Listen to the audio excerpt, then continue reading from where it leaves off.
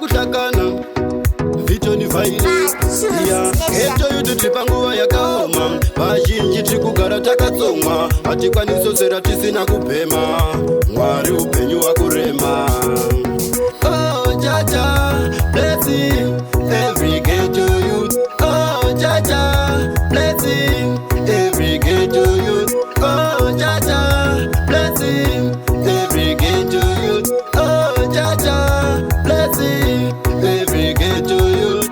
Yehova katekise kwako ingenako uikumisa nile shila vako ambiti ngoma icha yako enda kuti chaiwa ndeke matiko ikule shila vako ikutsamiseka aidzilavi evotomi zvekuhlupeka letu zvekudzaha pela dzatika Yehova enda niditsika. Oh Jaja, blessing every ghetto youth. Oh Jaja, blessing every ghetto youth. Oh Jaja, blessing every ghetto youth. Oh Jaja, blessing every ghetto youth.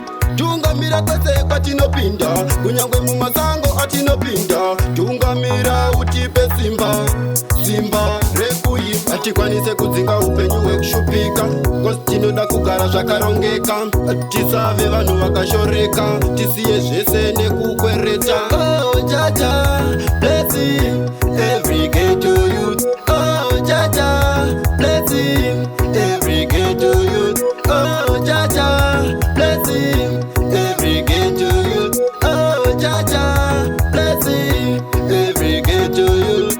Yehova katekise kwako ingenako uikumisa nile shila vako ambiti ngoma icha yako enda kuti chaiwa ndeke matiko ikule shila vako ikutsamiseka aidzilavi evotomi zvekuhlupeka letu zvekudzaha pela dzatika Yehova enda niditsika. Oh Jaja, blessing every ghetto youth. Oh Jaja, blessing every ghetto youth. Oh Jaja, blessing every ghetto youth. Oh Jaja, blessing every ghetto youth.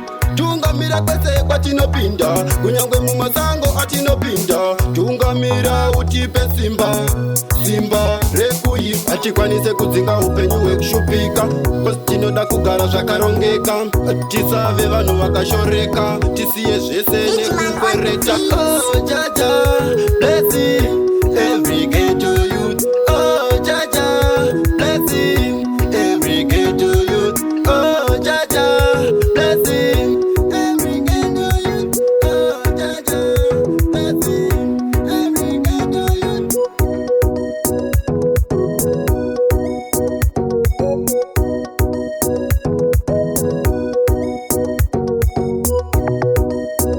Mufana wemuchangana nembeleli yaniyeli zvekuhlakana vitoni vaili ya